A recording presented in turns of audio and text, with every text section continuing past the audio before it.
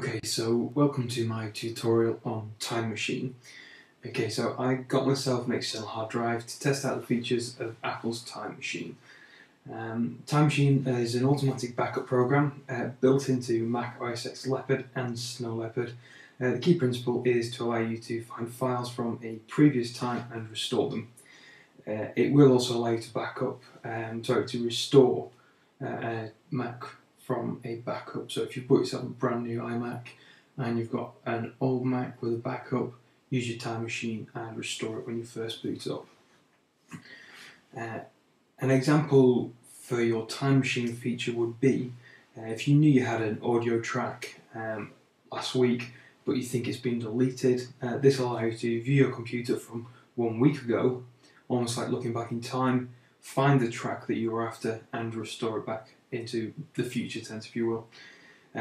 You can use an external hard drive for Time Machine, partition an internal hard drive, or a time capsule to use the Time Machine feature. You can partition an internal hard drive by using the built-in disk utility. This is the cheapest way to use Time Machine, but if your main drive fails, then you'll lose your backup too. This is really only useful if you want to see how the feature works without any additional cost. The disk utility, you can basically use Spotlight to search. Just type in disk utility and it'll bring it up. Okay.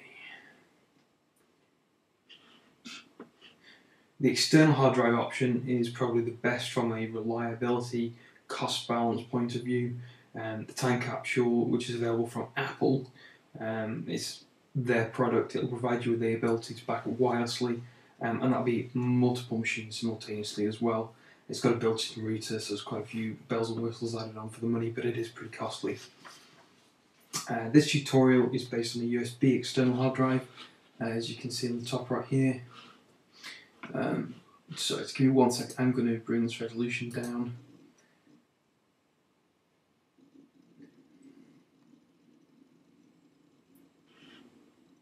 This should make it a lot easier for you to see on the videos. Right, in a second.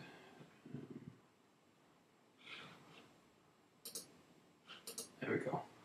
Okay. So make sure your hard drive plugged in. It should appear on your desktop. I've got mine on here.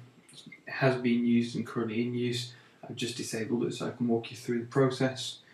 What you want to do is you want to go to your system preferences. I've got mine on the bottom here. Okay. On the right hand side towards the bottom you've got the Time Machine. Select it. Pretty simple. Make sure, if I was you, is the Show Time Machine status in the menu bar is checked. Okay, when it's checked, you'll see on the top here the option appears. This gives you a couple of additional quick links, if you will. Those change depending on whether you've got Time Machine enabled. I'll go through those in a moment.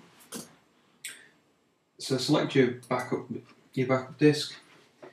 I've named mine Time Machine. You can name it whatever you want. It makes it easier. And I select Use for Backup.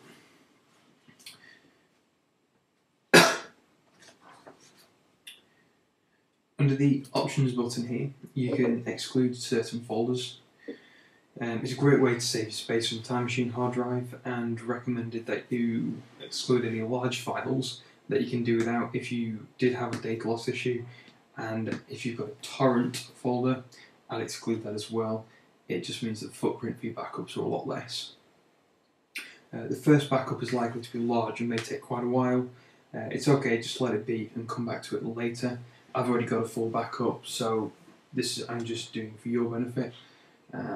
So that's everything I want to exclude. The estimated full size of my backup is 76 gig, and that is with it excluding this data here. And select Done. Okay. So once that's selected, it will count down to your next backup. I'm just going to stop it just to walk through this. So you can change your disk at any time. If you select None, you can completely stop backing up. But I'm just going to leave that. Oh, hang on a second. I'll show you there's your Windows folder. It's the wrong format, but this will be a partition disk, which again you could use for Time Machine.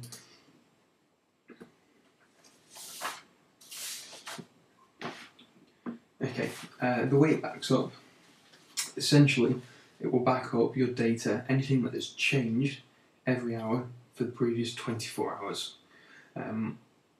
It's a rolling 24 hours, so once you get your 25th hour, the very first backup will disappear.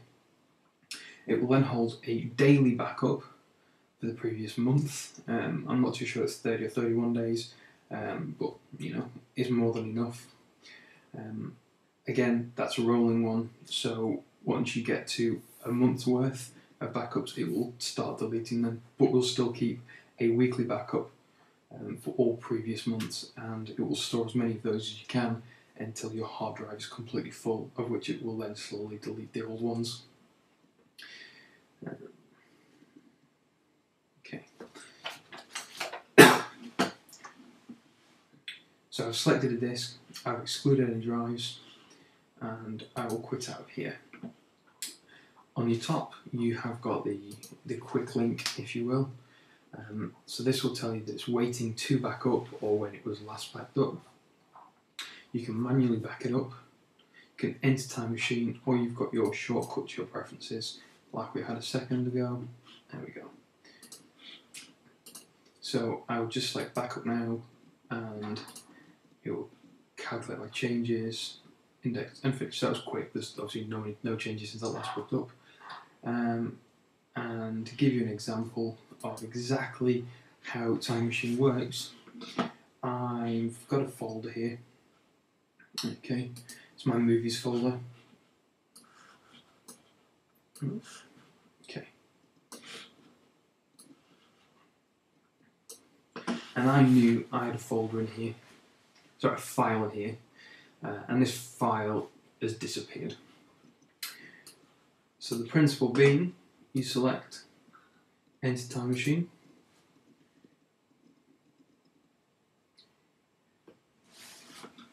and this is my current, this is how my Mac looks right now. Okay, and on the side here, you've got a timeline where you can go backwards and forwards and skip between different days. So at the moment, you've got all the backups made today. They're hourly, unless I've done a manually one. And then from today, you've got everything from before then. Again, so 24 hours worth of backups. And then that would extend beyond there if you had any old ones. You can go back and forth by using the arrows down to the bottom right, or you can just click on one. Previously, I knew there was one, the file I'm after was quite a bit further back. And this actually shows me how my Mac looked today at 2:58 in the morning. And here we go. This file here is one that's missing. It's a tech and video that I downloaded off the internet. It's a video review. And all you do is you highlight what you need. You can even preview it if you want.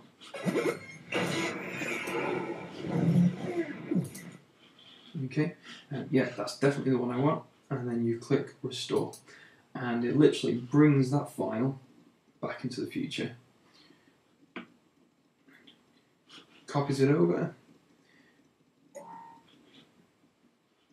And here you go. My missing file now exists again in my current time. And it's as simple as that.